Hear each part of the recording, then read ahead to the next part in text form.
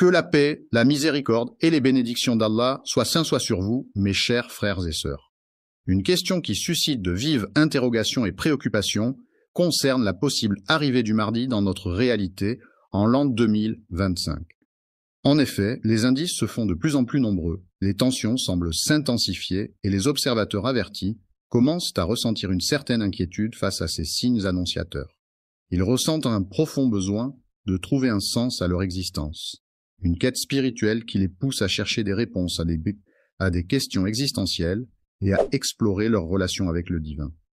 Il ne s'agit plus simplement d'une théorie abstraite ou d'un sujet de curiosité, mais bien d'une réalité concrète qui a le potentiel de provoquer des bouleversements à l'échelle mondiale, et ce, dans un contexte de crise globale.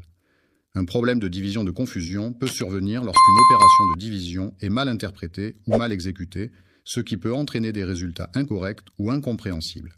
Il y a un grand nombre de personnes qui portent un regard attentif sur les prophéties en scrutant de près si le moment redouté ou tant espéré est réellement en train de se rapprocher, et en cherchant à interpréter les signes annoncés. Notre bien-aimé prophète, que la paix et le salut soient sur lui, était déjà présent devant nous, frères et sœurs.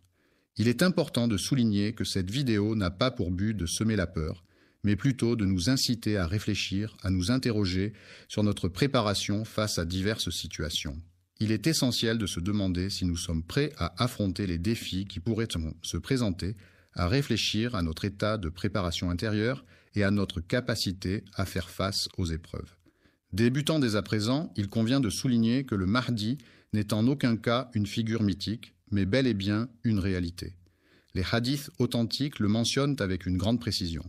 En effet, le prophète Mohammed, que la paix et le salut soient sur lui, nous a transmis des informations détaillées concernant le Mahdi.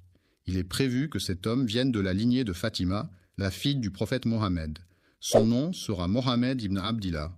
Bien qu'il soit un individu ordinaire en apparence, il sera choisi et guidé par Allah pour accomplir une mission extraordinaire. Contrairement à ce que l'on pourrait penser, il ne cherchera pas cette responsabilité, mais elle lui sera confiée par la volonté divine. Lorsqu'il sera en mesure de refuser le pouvoir, c'est à la Kaaba que les croyants le reconnaîtront et lui prêteront allégeance, précisément entre le Maqam Ibrahim et la pierre noire.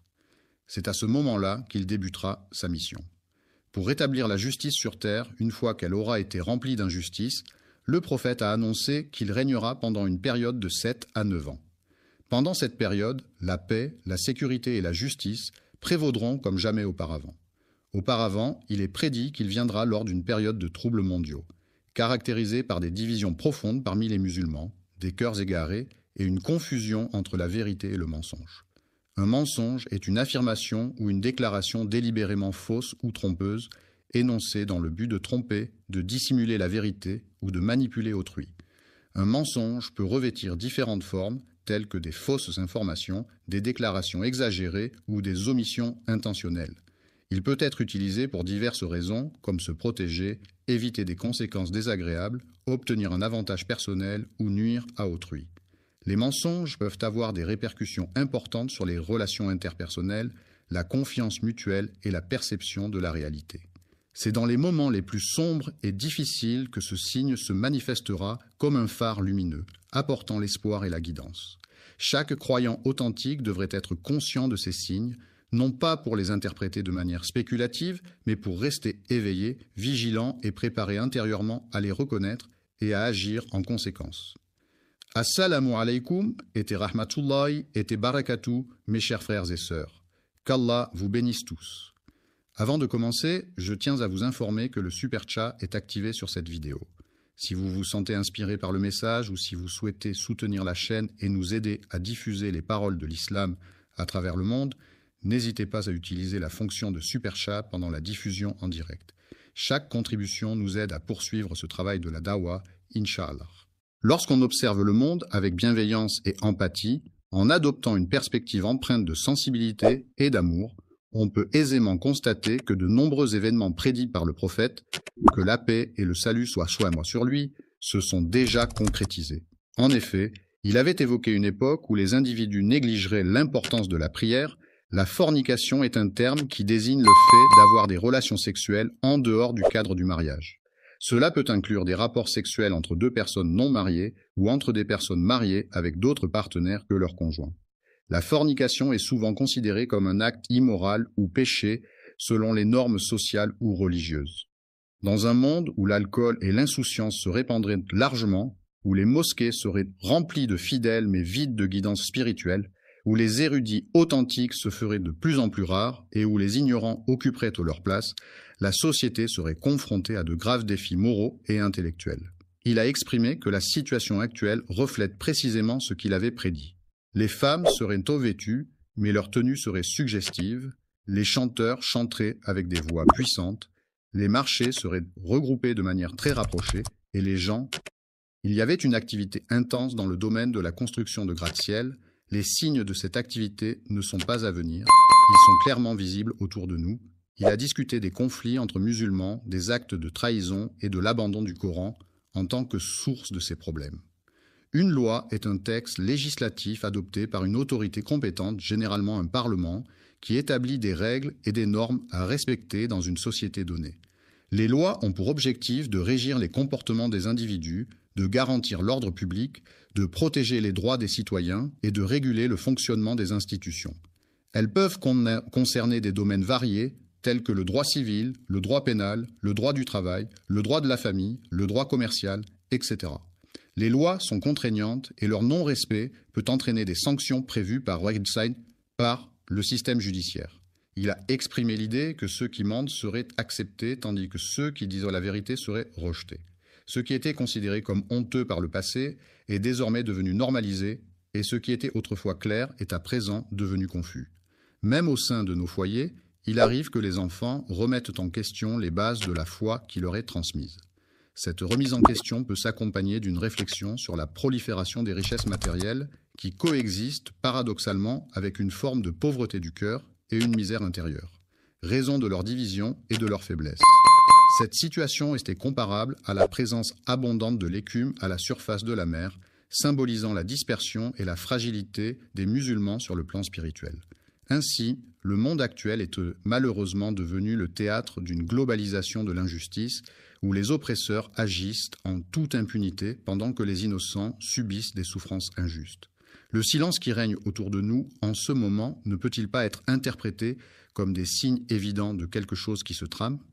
Si tous ces événements ont été prophétisés il y a plus de 1400 ans et que nous les observons se réaliser aujourd'hui, il est légitime de se demander ce qu'il reste à se produire avant l'avènement des signes majeurs annoncés.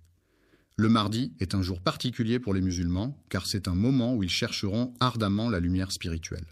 Frères et sœurs, cette lumière tant recherchée est peut-être plus accessible qu'ils ne l'imaginent.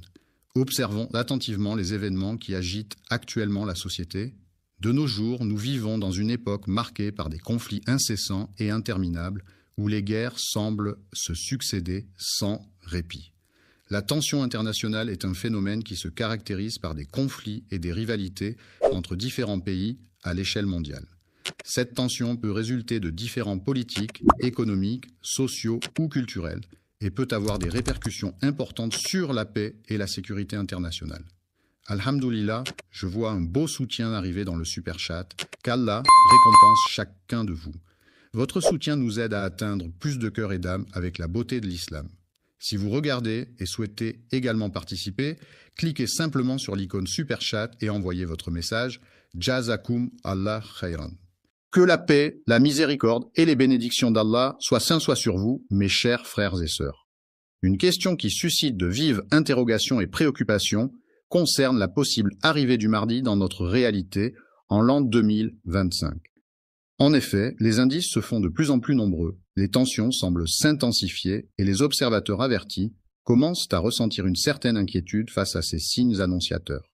Ils ressentent un profond besoin de trouver un sens à leur existence, une quête spirituelle qui les pousse à chercher des réponses à des questions existentielles et à explorer leur relation avec le divin. Il ne s'agit plus simplement d'une théorie abstraite ou d'un sujet de curiosité, mais bien d'une réalité concrète qui a le potentiel de provoquer des bouleversements à l'échelle mondiale, et ce, dans un contexte de crise globale. Un problème de division de confusion peut survenir lorsqu'une opération de division est mal interprétée ou mal exécutée, ce qui peut entraîner des résultats incorrects ou incompréhensibles. il y a un grand nombre de personnes qui portent un regard attentif sur les prophéties en scrutant de près si le moment redouté ou tant espéré est réellement en train de se rapprocher, et en cherchant à interpréter les signes annoncés. Notre bien-aimé prophète, que la paix et le salut soient sur lui, était déjà présent devant nous, frères et sœurs. Il est important de souligner que cette vidéo n'a pas pour but de semer la peur, mais plutôt de nous inciter à réfléchir, à nous interroger sur notre préparation face à diverses situations. Il est essentiel de se demander si nous sommes prêts à affronter les défis qui pourraient se présenter, à réfléchir à notre état de préparation intérieure et à notre capacité à faire face aux épreuves. Débutant dès à présent, il convient de souligner que le Mahdi n'est en aucun cas une figure mythique, mais bel et bien une réalité. Les hadiths authentiques le mentionnent avec une grande précision. En effet, le prophète Mohammed, que la paix et le salut soient sur lui, nous a transmis des informations détaillées concernant le Mahdi. Il est prévu que cet homme vienne de la lignée de Fatima, la fille du prophète Mohammed. Son nom sera Mohammed ibn Abdillah. Bien qu'il soit un individu ordinaire en apparence, il sera choisi et guidé par Allah pour accomplir une mission extraordinaire. Contrairement à ce que l'on pourrait penser, il ne cherchera pas cette responsabilité, mais elle lui sera confiée par la volonté divine. Lorsqu'il sera en mesure de refuser le pouvoir, c'est à la Kaaba que les croyants le reconnaîtront et lui prêteront allégeance, précisément entre le Maqam Ibrahim et la pierre noire. C'est à ce moment-là qu'il débutera sa mission. Pour rétablir la justice sur terre, une fois qu'elle aura été remplie d'injustice, le prophète a annoncé qu'il régnera pendant une période de 7 à 9 ans. Pendant cette période, la paix, la sécurité et la justice prévaudront comme jamais auparavant. Auparavant, il est prédit qu'il viendra lors d'une période de troubles mondiaux, caractérisée par des divisions profondes parmi les musulmans, des cœurs égarés et une confusion entre la vérité et le mensonge. Un mensonge est une affirmation ou une déclaration délibérément fausse ou trompeuse, énoncée dans le but de tromper, de dissimuler la vérité ou de manipuler autrui. Un mensonge peut revêtir différentes formes, telles que des fausses informations, des déclarations exagérées ou des omissions intentionnelles. Il peut être utilisé pour diverses raisons, comme se protéger, éviter des conséquences désagréables, obtenir un avantage personnel ou nuire à autrui. Les mensonges peuvent avoir des répercussions importantes sur les relations interpersonnelles, la confiance mutuelle et la perception de la réalité. C'est dans les moments les plus sombres et difficiles que ce signe se manifestera comme un phare lumineux, apportant l'espoir et la guidance. Chaque croyant authentique devrait être conscient de ces signes, non pas pour les interpréter de manière spéculative, mais pour rester éveillé, vigilant et préparé intérieurement à les reconnaître et à agir en conséquence. Assalamu alaikum et rahmatullahi et barakatuh, mes chers frères et sœurs. Qu'Allah vous bénisse tous. Avant de commencer, je tiens à vous informer que le Super Chat est activé sur cette vidéo. Si vous vous sentez inspiré par le message ou si vous souhaitez soutenir la chaîne et nous aider à diffuser les paroles de l'islam à travers le monde, n'hésitez pas à utiliser la fonction de Super Chat pendant la diffusion en direct. Chaque contribution nous aide à poursuivre ce travail de la Dawa, Inch'Allah. Cependant, selon certains érudits qui étudient attentivement les tendances mondiales et les signes prophétiques déjà réalisés, il est estimé que nous nous approchons d'une période de grands changements. L'année 2025 est évoquée non pas comme une certitude absolue, mais plutôt comme une possibilité à prendre en considération. L'année à venir s'annonce comme une année charnière, marquée par la convergence de plusieurs crises d'ordre économique, social, environnemental et surtout spirituel. De nombreux musulmans ressentent au plus profond d'eux-mêmes les défis et les questionnements qui se profilent à l'horizon. Au fond de leur cœur, les individus ressentent un pressentiment, une intuition subtile qui laisse présager qu'un événement important est en train de se préparer. Il ne s'agit pas simplement d'une peur irrationnelle, mais plutôt d'une prise de conscience. En effet, notre monde est en pleine mutation rapide et de nombreuses conditions prophétiques liées à l'arrivée du Mahdi semblent, aux yeux de certains, être réunies. Il arrive parfois que nous ne décidions pas d'une date précise, que nous ne jouions pas avec le calendrier, mais il est tout de même important d'observer, de réfléchir et de se préparer. Même si l'année n'est pas 2025, un esprit vigilant est toujours prêt, car le Mahdi peut arriver sans prévenir. Avant de se manifester, cet événement inattendu surgira à un moment où personne ne l'aura anticipé. Ce sera un instant où les cœurs seront lourdement éprouvés, où l'espoir semblera presque s'éteindre. C'est peut-être précisément pour cette raison que tant de voix s'élèvent aujourd'hui, car le monde cœurs et nos âmes pour être en harmonie avec notre foi. Même si nous ne pouvons pas toujours voir clairement les signes de la présence divine, il est essentiel de cultiver une connexion profonde avec notre spiritualité. Ainsi, la question qui se pose n'est pas uniquement de savoir quand ces signes se manifesteront, mais aussi de réfléchir à la manière dont nous devons mener notre vie en tant que musulmans. Aujourd'hui, il est primordial de consacrer du temps à purifier nos cœurs et nos âmes afin d'être en mesure de vivre pleinement notre foi et de répondre à l'appel de l'islam. Les cœurs, symboles de nos émotions les plus profondes et de nos sentiments les plus intimes, prennent le temps de se préparer intérieurement en se recentrant sur leurs aspirations, en méditant sur leurs désirs et en se connectant à leur essence la plus authentique. Le Mahdi ne reconnaîtra pas les individus qui se laissent simplement emporter par l'excitation des signes, mais il sera suivi par ceux qui font preuve de sincérité, d'humilité, de soumission à Allah, de fidélité dans leurs prières, d'attachement au Coran et de patience face aux épreuves. Aux épreuves rencontrées chaque nuit et chaque jour, il est important de voir une opportunité de se rapprocher d'Allah. Nos foyers devraient redevenir des lieux de refuge spirituel où la foi est présente en permanence. Il est essentiel que nos langues se détachent des plaintes et des futilités pour se tourner vers la récitation du Coran. De même, nos mains doivent abandonner les actions vaines pour se consacrer à des actes bénéfiques et vertueux. Il a reçu des reproches pour avoir montré de l'ouverture envers la charité. Le monde traverse actuellement des moments difficiles, marqués par de nombreux défis et problèmes. Cependant, il est essentiel de se concentrer sur la manière dont nous choisissons d'utiliser le temps qui nous est accordé par Allah. Même si la venue du Mahdi n'intervient pas dès demain, il est primordial de mener une vie en accord avec les valeurs et les principes qui nous sont chers. La conscience de son retour, c'est le fait de prendre pleinement conscience du moment où l'on revient à un endroit ou à une situation donnée. Cela implique d'être attentif aux détails de ce retour, de ressentir les émotions qui l'accompagnent et d'être conscient des changements éventuels qui peuvent survenir. C'est une prise de conscience profonde et réfléchie qui permet de mieux apprécier et comprendre le processus de retour. Il est important de réaliser que la clé du bonheur et de l'épanouissement réside dans notre capacité à nous élever et à évoluer à partir de notre propre lumière intérieure. Plutôt que d'attendre passivement un miracle extérieur pour provoquer un changement dans nos vies, il est essentiel de prendre conscience que ce changement doit d'abord venir de nous-mêmes. Avant de terminer, je tiens à remercier tous ceux qui ont soutenu via Super Chat aujourd'hui. Qu'Allah accepte votre sadaqa et bénisse votre risque. N'oubliez pas d'aimer, de partager et de vous abonner si vous avez trouvé cette vidéo bénéfique. Et si vous souhaitez soutenir le contenu futur, Super Chat est toujours disponible pendant nos sessions en direct. Gardez-nous dans vos douas et jusqu'à la prochaine fois, Assalamu alaikum wa rahmatullah wa barakatuh.